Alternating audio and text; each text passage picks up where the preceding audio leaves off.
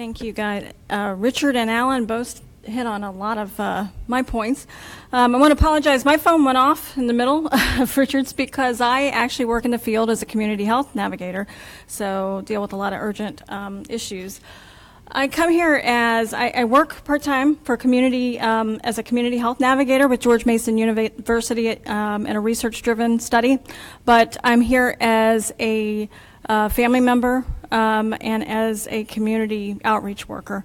So back in 2008, I had experienced an injury falling down my stairs in my home. At that point, I earned a six-figure salary, worked for Sprint and Nextel, had two children. Things were doing pretty well. Around the same time, my daughter also had experienced a sexual assault, and the fall that I experienced, along with my lack of coping skills, right, for how to manage my daughter's situation, basically it just, took off, and I ended up with a very, very severe pill addiction that escalated rather quickly. Once I was laid off from Sprint, I began to write my own prescriptions because that made sense to me versus paying $300 for a prescription. Long story short, of course, you get caught eventually for these things, and I ended up in the local jail at the age of 38, 39 for the first time in my life, and found myself detoxing there. It was a horrible detox over a 3-week period, just brutal. While I was in the jail, my daughter, who had continued to suffer from anxiety disorders, began to use herself, self-medicated that way, and within a couple of months, she was then intravenously using, and in my 7th month of jail, she overdosed and passed away. Now, what is particularly sad about this is 2 weeks before she passed away, she had requested Suboxone. She had gone to jail, heard about it, and she's like, I want that. I want to get off of this, because she couldn't get into treatment, no insurance. She went to the local Community Services Board, which is our community health organization in Virginia, Prince William, and got on a wait list, and was put on a wait list that was going to be at least several weeks long. A couple of days after getting on that wait list is when she passed away.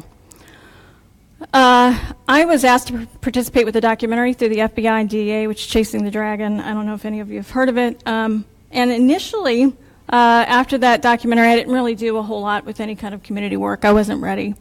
In time, I started doing so, and I was doing it strictly voluntarily, right? I was doing not paid a cent, wouldn't work for the treatment industry because I felt like it was blood money, private, of course. And what I began to realize as a person in recovery, trying to help others in recovery, is that the obstacles to Suboxone are many. Number one, by the time, because I believe Richard mentioned something about the economical situation of people who, are addicted, it seems to be disproportionately low income. And I wonder if that's because eventually we all end up with no income, right? It evolves that way. So by then, you're probably dealing with most of the population. So there are few providers, and those providers that you do are extremely expensive. They don't accept insurance, et cetera.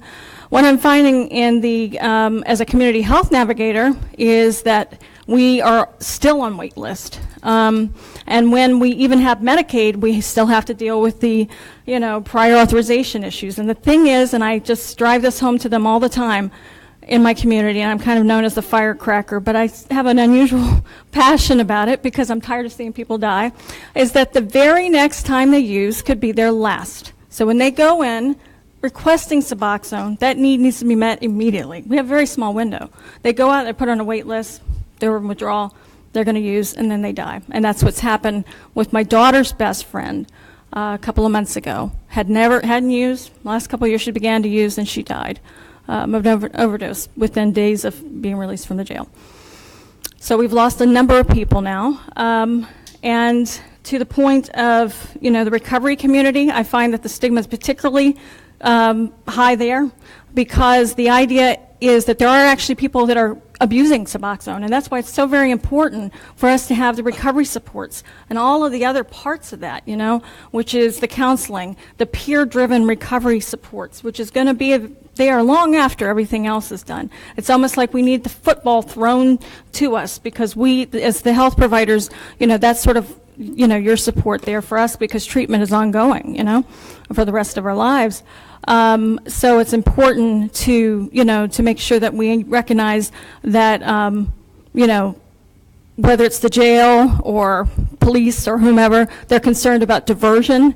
They're concerned about abuse of Suboxone because it does exist. So we have a number of obstacles to keeping people well and getting them that life-saving medication, which I have 7 mentees right now, and of my 7, 3 of them are on Suboxone, and I recommend it to the first time that they mention that they're having particularly strong urges or they go out and use.